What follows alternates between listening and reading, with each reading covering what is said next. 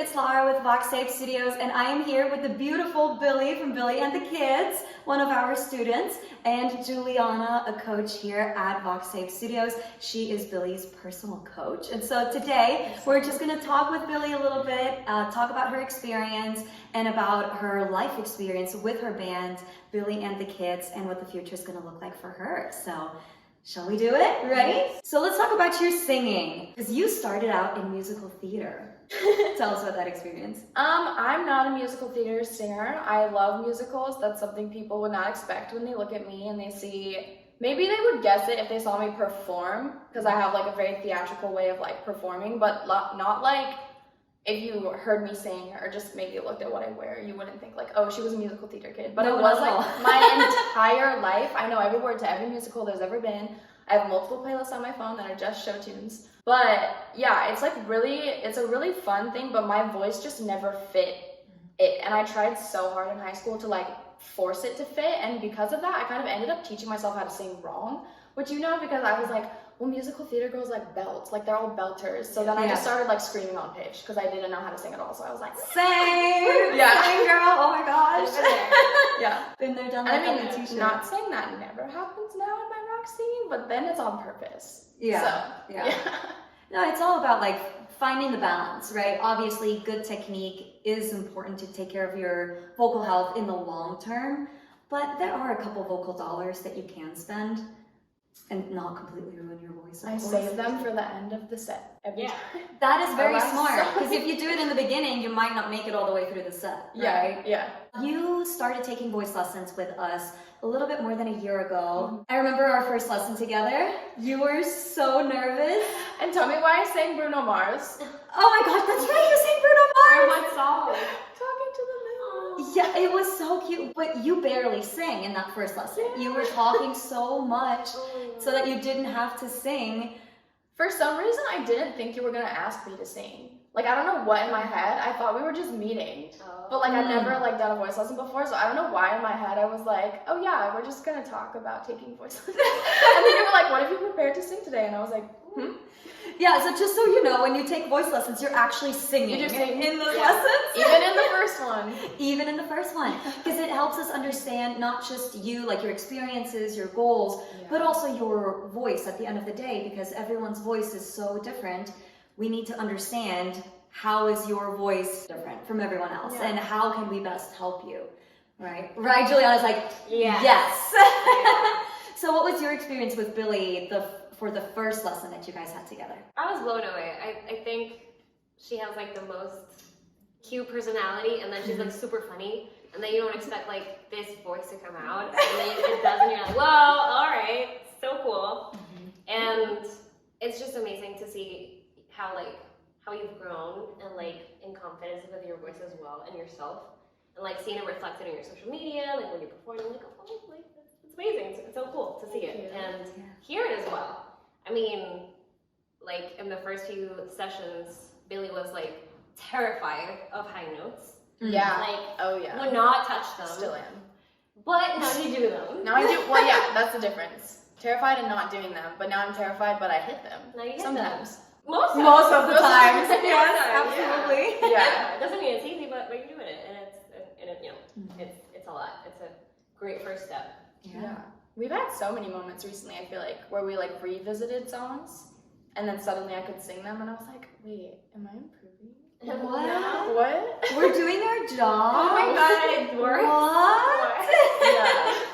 I love that. So when you first started lessons with us, you actually didn't have a band yet. You were like, I'm pretty sure I'm meant to be a rock star. And then I sang Bruno Mars, but yeah. Yes.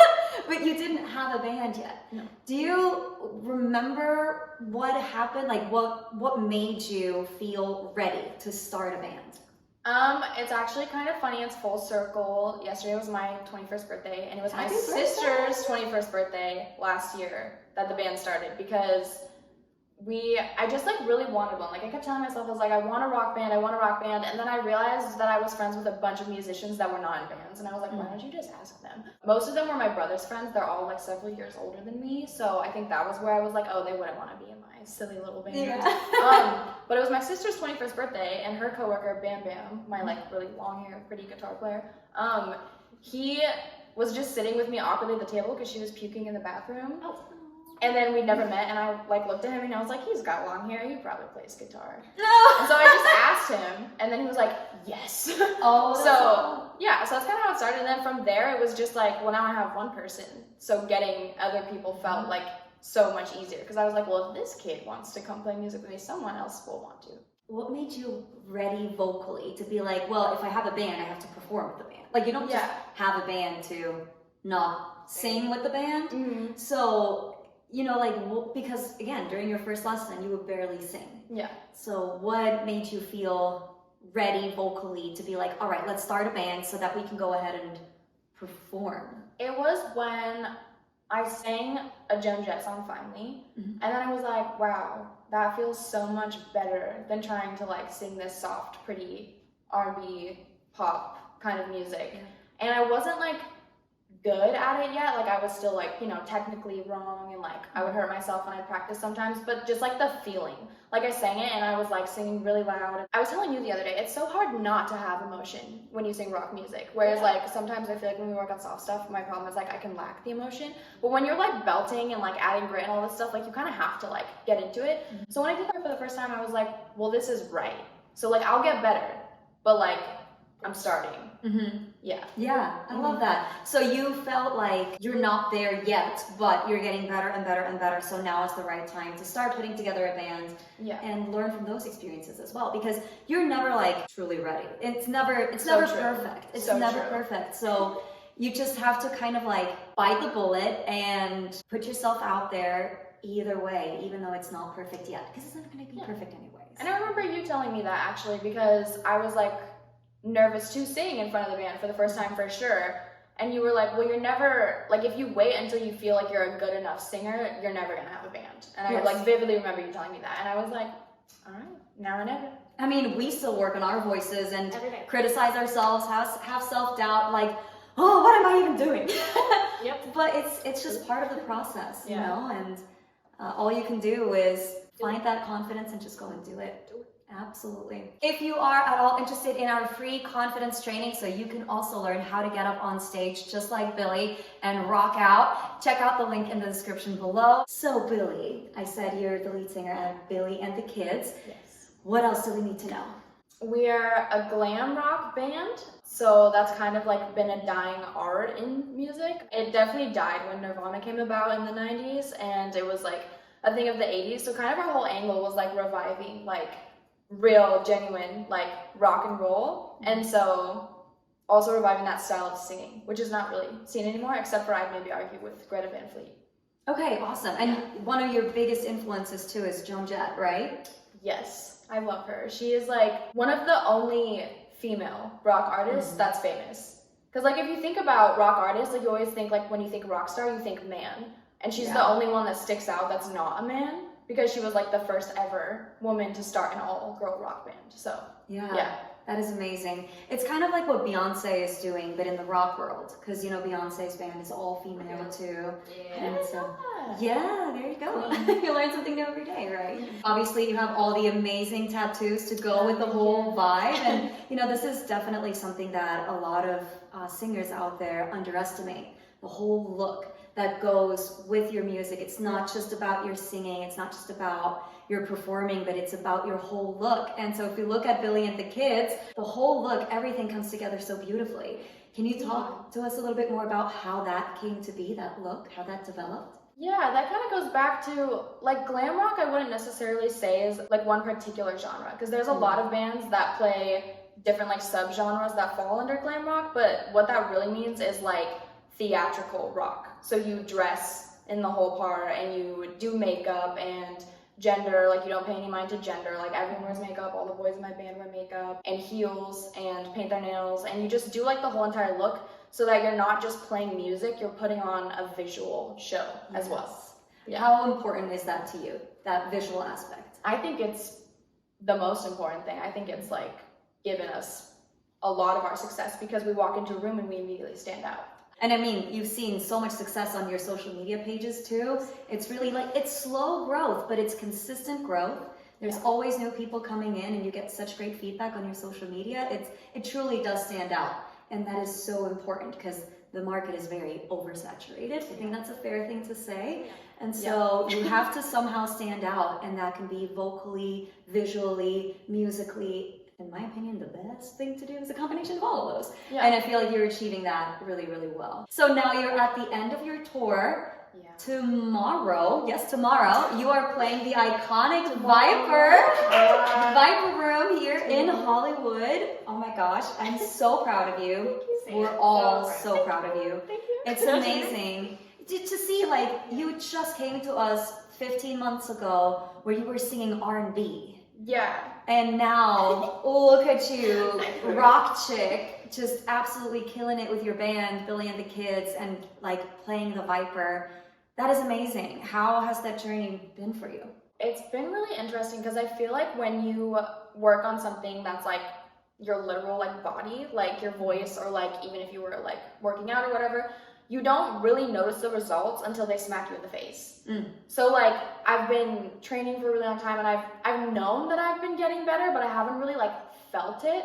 And then we've been on tour, and I remember I had a meeting with you. I was like so nervous about tour. I was like, my voice is gonna be messed up. I'm gonna be singing more than ever. Like I'm so like nervous about this. But like every show we played on tour, the one thing I haven't worried about is that my voice is gonna sound good, which has been the biggest like weight off my shoulders. Because every show we play, I'm like, I know these songs. I know I'm gonna hit these notes. Yeah. Like I know that everything's gonna be fine. Also, you told me to like before like singing high notes and stuff, you're like when you're on stage, just like tell yourself like I got this right before the high note, and like that changed everything too. Just having like mindset sort of stuff. So yeah, so that's all been like it's been so refreshing and reassuring, because I also used to have really, really bad panic attacks before shows, which I like talked to you about too. And all tour, I've not had a single panic attack because I've just felt so like I got this. Like these songs are mine, and like they're gonna go well. And that's definitely been because I've spent the last 15 months training and like preparing. So it's like in there, you know? Absolutely. Yeah. So if I say singing is 90% mental and 10% physical, would you agree with that? Yeah. Yeah. And also singing wrong is the same way, because if you like tell it, like what Juliana taught me is like, if you tell yourself like that's such a hard song to sing, you're not gonna be able to sing it.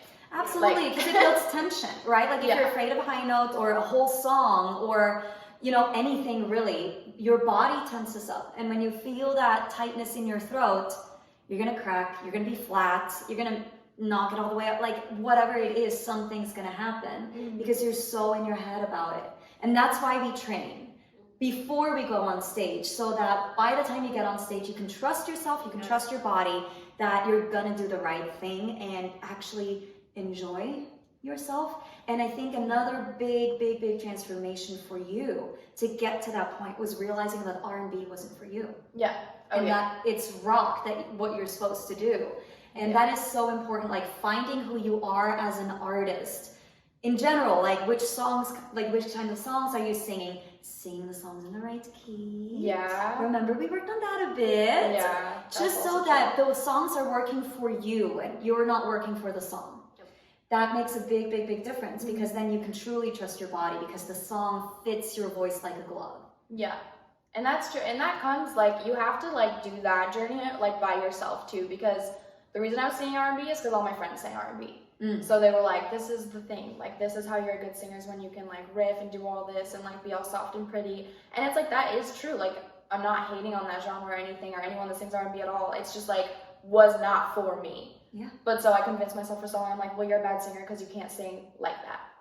So like you have to also find yourself and like not care if it's different, because I've definitely been called corny and like, you know, whatever. I've gotten a lot of misogyny for being like a woman in rock, or like trying to do glam rock again, because everyone's like, it's not the 80s, get over it. I'm like, what?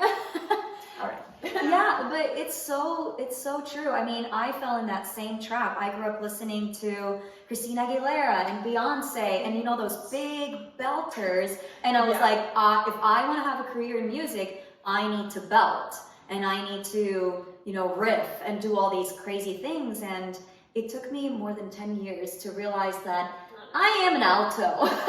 I should not, like, I can do those things, but it doesn't serve me. I can sing Beyonce, I can sing Christina Aguilera, but it's never gonna sound as good as if I sing Fozia or Lady Gaga and songs like that, who are just slightly lower. It just fits me so much better.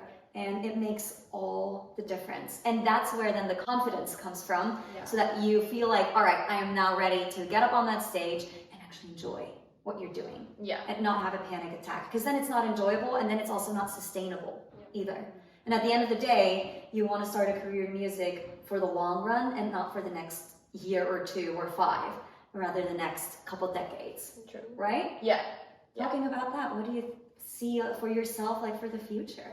I mean, hopefully stadiums. That's like Yes! that's like the whole goal, and I feel particularly blessed because every single member of my band is on the exact same page. Because we play with a lot of bands, and there's a lot of bands where it's obvious that like they're either not all on the same page, like there's just one person that sees it as a career, and that's detrimental. Like you all have to be on the same page, and like we all see stadiums. That's like the goal, because that's where rock bands belong. It's like Yes, absolutely. Yeah. You're bringing up such a good point. Like, even though you are the lead singer and the band is called Billy and the Kidz, it's a band effort, and it's not just you. And, you know, I realized that for my own business too. First, VoxTape Studios was just me. Yeah. Now there's like 6 of us, and it's amazing. And being able to work with other people has really allowed VoxTape Studios to become what it is now. It's just a good place to be at, because you can brainstorm with others. Feel like, because I always felt like when I have all these ideas in my head, I'm like, oh, all these ideas are great, and then I'm like doing executing these ideas, and it's a really terrible idea.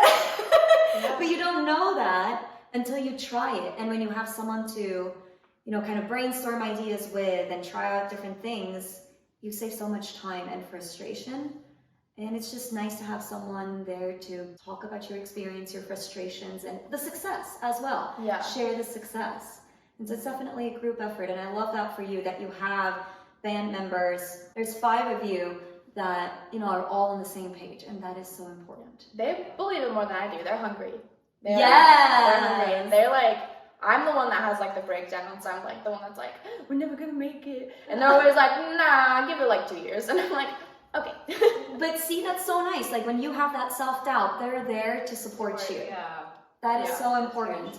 Because like I've had so many times where I was like, and I'm gonna quit.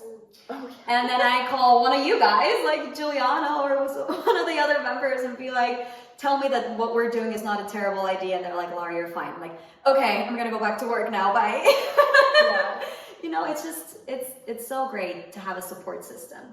And even if you're a solo singer, you don't have a band, try and surround yourself with people who support you. That can be a vocal coach, one of us. It can be a mentor that you have. It can be a producer who's working with you on songs, a co-writer, anyone really, just someone there to See it through with you. Yes, exactly. So tomorrow's the big day. Yeah. Viper Room. Yeah. How are you feeling? How are you preparing for it? Today I'm gonna drink a lot of water, hopefully sleeping, because tour, you don't sleep. You don't sleep. You are traveling and on the road a lot and in hotels, and so I'm gonna try to nap when I get home. I'm feeling pretty ready though. I thought when I got here I was gonna like freak out and be like, because it's like technically a small venue, but it's like a big venue in the sense of like its reputation. And kind absolutely. Of like, Everyone knows the Viper Room. Yeah, so I was like, thought I was gonna come here and like freak out, but I actually feel very calm. I feel very ready and very calm, and I feel like it's just another show. And I think it also helps that like there's gonna be a lot of familiar faces. So I think it's gonna be really fun. I'm excited. And also like the last couple shows we played were house shows, so having a sound system. Yes, that actually is gonna work, because you've had some bad experiences on your tour. And it's that's gonna go crazy. It's inevitable, right? You're gonna have bad gigs. You're gonna have bad experiences. It's a rite of passage, having bad stage experiences. Yeah, absolutely. It's just part of the journey, and all that matters is that you push through. And at the end of the day, the bands and the singers that make it are the ones that don't quit when something bad happens. Yeah. You just gotta keep going. You gotta keep going, and It'll be okay. I'm just so excited for you. Thank you. I'm so excited to see you tomorrow. Maybe last little question. Out of your lessons with us here at VoxTape Studios, what was like the biggest thing for you that you were taking away? I mean, there's not like one thing. Okay, rapid fire. 5 things, 3 things. I don't care. Anything. Confidence for sure. Technique is like also there because that's muscle memory. Like, I don't know. Oh, getting out of my comfort zone. That's a big one. Getting out of my comfort zone. Because that's how you grow. That's how you write better music. You have to sing things that are hard. I think you pretty much nailed it. Yeah, okay. And I feel like finding yourself too. Yeah. You know, like moving away from R&B, going into... But I don't know how much that had to do with us and how much it actually came from you. But we were not like, no, you started with R&B, you have to stay with R&B now. Like... Well, you guys also didn't ever do the thing of like, well, your head voice is so pretty. Like, why don't you just do that instead? Because like that's something else I hear a lot when people do hear me sing like R&B. They're like, that's so pretty. Like, you should do that more in your band. And I'm like, no, that's not what we do. Yeah. Not what we do. So you guys never do that. You're very supportive of like what I want and helping me seek out that vision, which is absolutely nice. No, that is so important because at the end of the day, it is your music, it is your journey, and we are here to enable you to do the best job that you possibly can and not to steer you in a completely different direction, something that we think is better for you. I mean, look at you. You're made for rock. I'm sorry, it's who you are. I'm just so glad that we can be a part of your journey. So thank you for coming to us for help. It's been an amazing journey, and it doesn't end here, of course. We're gonna keep going, we're gonna keep working hard, and we have a little surprise for you. Happy birthday! Happy birthday! birthday! And happy birthday to you! Happy birthday to you! Happy birthday, dear Billy! Happy birthday to you! Make a wish! That was the prettiest version. Right? I know! We are harmonizing. At all. That's hilarious. Happy birthday. I know your birthday was yesterday, but happy birthday. We are so proud of you. Thank you. Here's to many amazing experiences and sold out stadium tours. I can't wait for tomorrow. We're going to document it, of course. We're going to show you videos and pictures. Don't worry. All right, you guys, that is it. Thank you so much for watching. Thank you, Billy, for joining. All the best tomorrow. We're so excited for you. We're going to be there to root you on.